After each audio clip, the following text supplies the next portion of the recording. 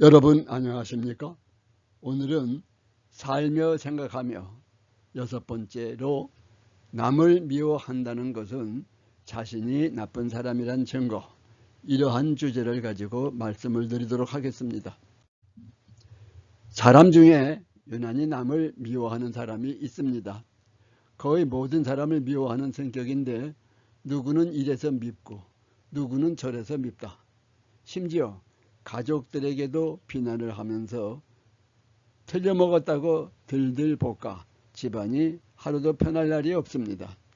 이런 사람은 자신이 나쁜 점은 전혀 인정하지 않고 오로지 상대만 나쁘다고 몰아세웁니다. 이런 사람을 들여다보면 그 사람이 참 나쁘다는 것을 알 수 있습니다. 인간에게는 장단점이 있는 것이지만 그 기준도 정해진 것이 없어 상대하는 사람에 따라 평가를 달리하게 되는 것입니다. 남을 미워하고 헐뜯는 사람은 일단 부모로부터 충분한 사랑, 특히 어머니의 사랑을 충분히 못 받고 나쁜 환경에서 성장한 경우가 많으며 자신의 교육 수준이 낮은 경우일 수가 있습니다. 사람 중에는 특별히 남의 약점이나 흠 찾아내기를 좋아하는 사람이 있습니다. 그래서 자기 멋대로 말을 만들어 남을 비판하고 비난을 합니다. 이런 사람은 자신이 남보다 훨씬 더 나쁘다는 것을 인정하지 않고 행동을 합니다. 이런 사람은 부부간에도 늘 그런 식으로 살아갑니다. 가정이 편할 날이 없습니다. 말 한마디를 해도 면도칼로 후벼 파듯이 독한 말을 하고 항상 무슨 일을 저지를 것 같은 살벌한 분위기를 조성합니다. 이런 가정은 부부 둘 중 누구 한 사람이 입을 다물고 있어야 합니다. 그렇지 않으면 비극이 벌어질 수밖에 없으니까 속이 깊은 쪽에서 참을 수밖에 없습니다. 참을 수 없는 고통으로 많이 괴롭겠지만 그래도 희망의 끈을 놓지 말고 그렇게 참으며 살다 보면 어느 때인가 풀리는 날이 올 것입니다. 화성에서 온 남자, 금성에서 온 여자의 저자 존 그레이 박사는 지구상의 모든 부부들은 결혼 후 50%가 이혼을 하며 또 25%의 부부는 각방을 사용하여 실질적으로는 75%가 사실상 이혼을 하는 실정이라고 했습니다.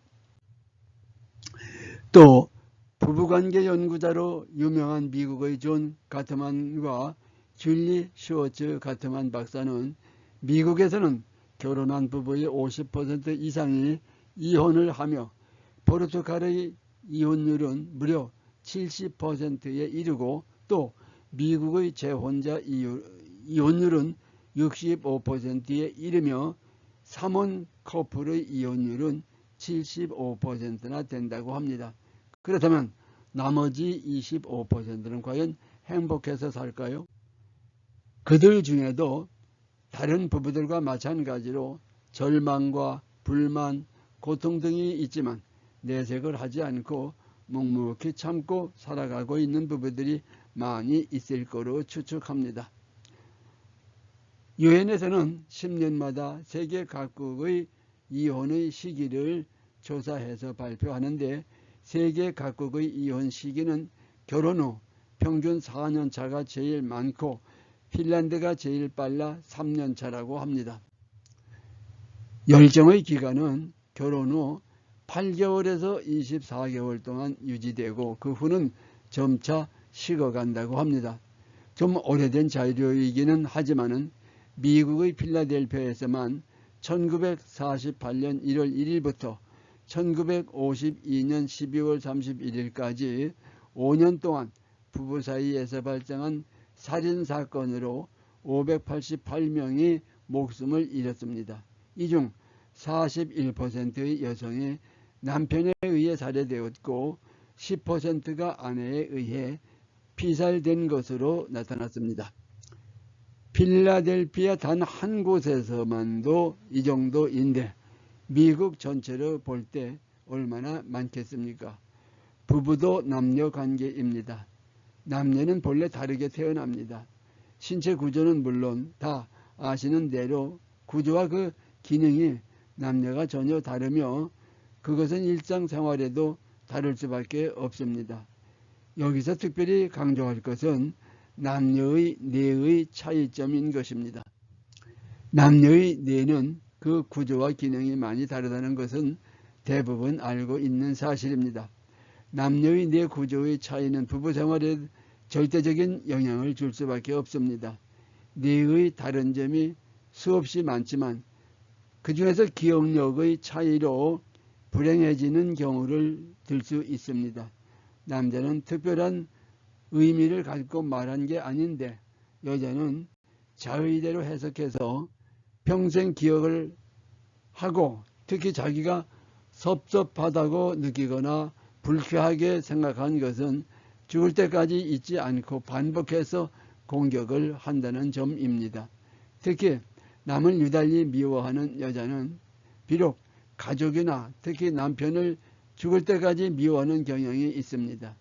어릴 때 부모 사랑, 특히 어머니 사랑에 굶주린 사람이 일생 그렇게 살아가는 경향이 있는데 그것을 운명으로 받아들이지 않고 세상이나 가족 탓으로 돌려 날마다 가족에게 한풀이를 하면서 얼마나 고통스러운 일일까요?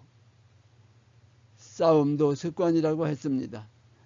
어릴 때 배우지 못했으면 비록 노년이라고 해도 좋은 책을 하루에 한 잔씩이라도 열심히 읽다 보면 자신도 모르게 많이 성장하게 되는 것입니다.